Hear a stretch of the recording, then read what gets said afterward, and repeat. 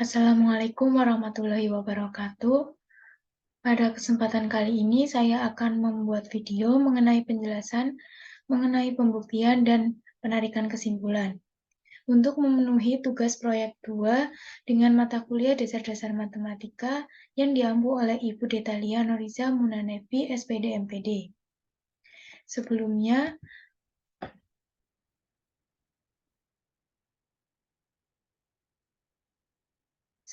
perkenalkan nama saya Melisa Rahmawati dengan NIM 4101 422201 dengan kelas nomor 5.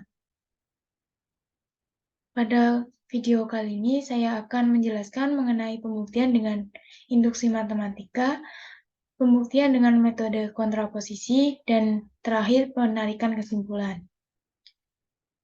Untuk yang pertama yaitu pembuktian dengan induksi matematika. Pembuktian dengan induksi matematika memiliki langkah-langkah yang harus kita lakukan terlebih dahulu, yaitu terdapat dua langkah. Yang pertama yaitu ditunjukkan bahwa P1 benar.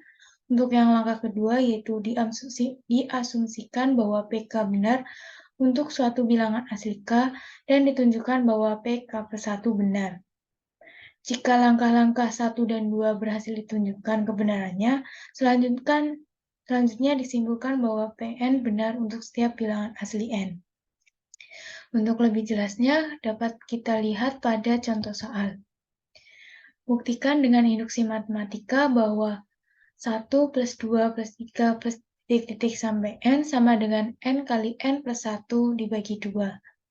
Penyelesaiannya yaitu kita misalkan Pn sama dengan 1 plus 2 plus 3 plus titik-titik sampai N sama dengan N kali N plus 1 dibagi 2.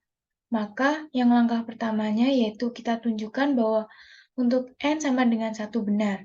Maka P1 adalah 1 sama dengan 1 dikali 1 plus 1 dibagi 2, dihasilkan 1 sama dengan 1. Maka P1 benar. Untuk langkah kedua yaitu diasumsikan bahwa PK benar untuk suatu bilangan asli K, yaitu diperoleh 1 plus 2 plus 3 plus titik-titik plus K sama dengan K kali K plus 1 dibagi 2.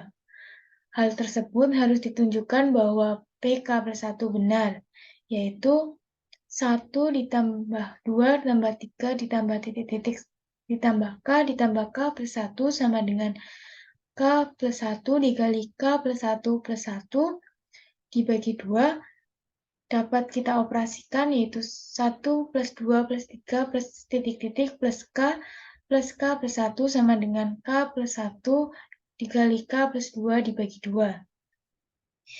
Hal ini ditunjukkan sebagai berikut, yaitu untuk 1 plus 2 plus 3 plus titik-titik plus K plus 1 sama dengan 1 plus 2 plus 3 plus titik-titik plus K ditambah K plus 1 untuk 1 plus 2 plus 3 plus titik-titik sampai K dapat kita asumsikan bahwa K kali K plus 1 per 2 dan ditambah K plus 1.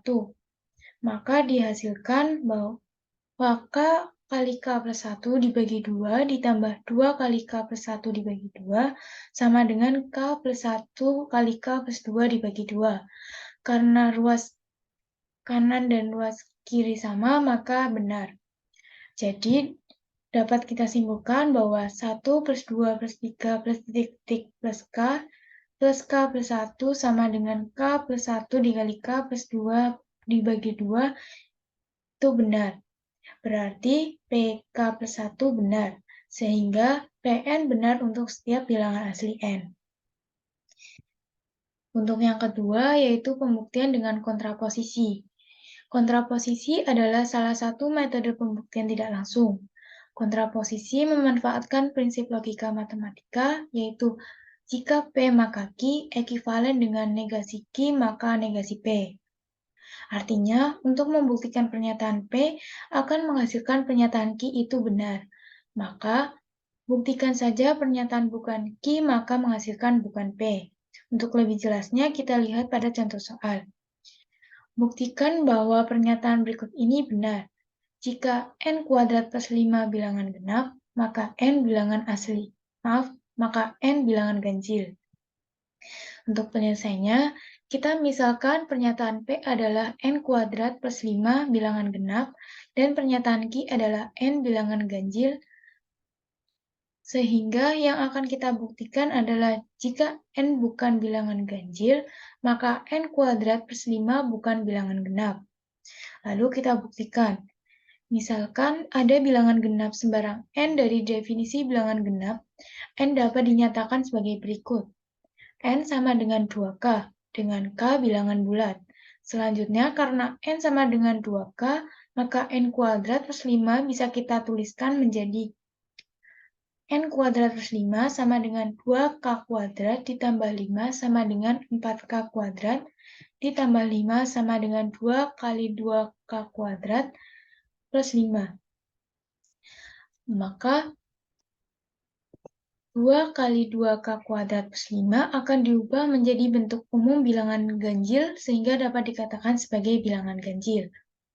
Yaitu 2 dikali 2K kuadrat ditambah 5 sama dengan 2 dikali 2K kuadrat ditambah 4 ditambah 1 sama dengan 2 kali 2K kuadrat ditambah 2 dikali 2 ditambah 1. Lalu karena ada perkalian yang sama, maka kita keluarkan yaitu menjadi 2 dikali dalam kurung 2K kuadrat ditambah 2 ditambah 1. Maka 2 dikali 2K kuadrat ditambah 2 ditambah 1 sudah pasti merupakan bilangan bulat.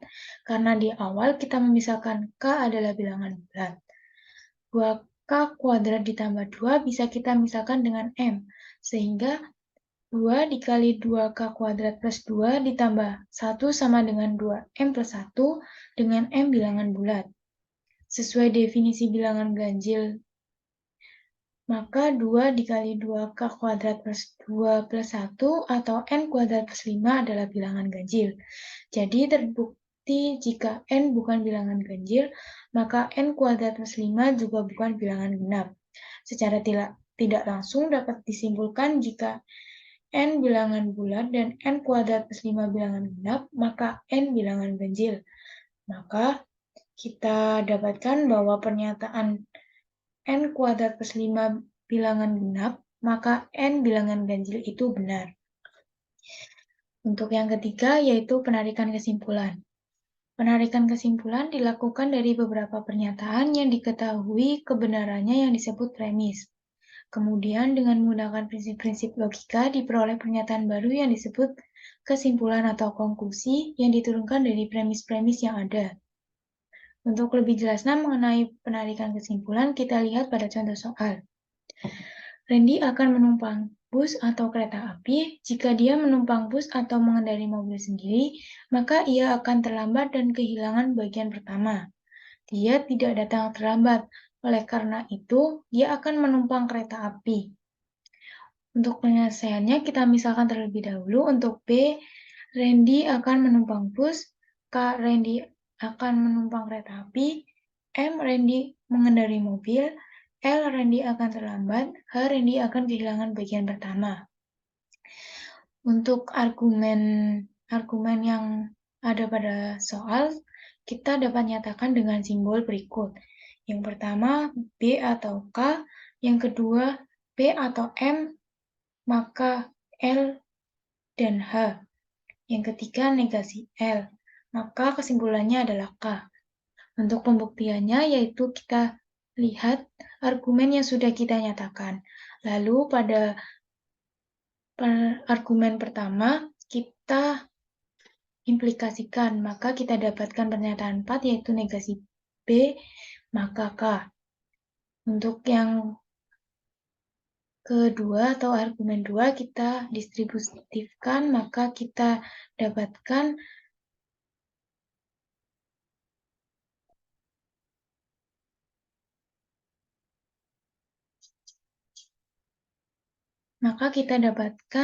B atau M maka L dan P atau M maka H.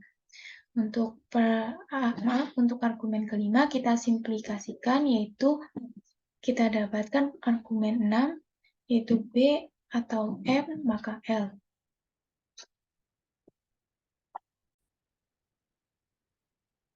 Lalu untuk argumen yang keenam kita transposisikan, maka didapat argumen 7 yaitu negasi L maka negasi B atau M. Untuk argumen 7 dan 3 kita modus ponenkan, maka dihasilkan argumen 8 yaitu negasi B atau M. Lalu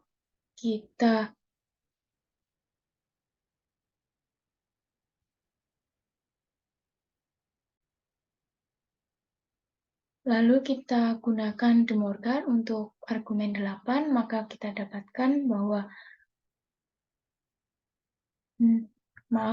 lalu kita dapatkan argumen 8 negasi B atau M. Lalu kita modus ponenkan yaitu lalu argumen ke-8 kita demorgankan, maka menghasilkan negasi B dan negasi M. Lalu untuk argumen ke-9 kita simplikasikan, didapatkan argumen 10 yaitu negasi B.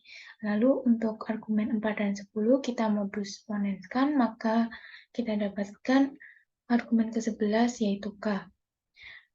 Karena pada argumen 11 kita dapatkan K dan itu sama dengan kesimpulannya, maka argumen di atas kita nyatakan sah atau terbukti.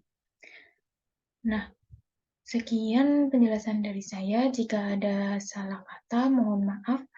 Terima kasih. Wassalamualaikum warahmatullahi wabarakatuh.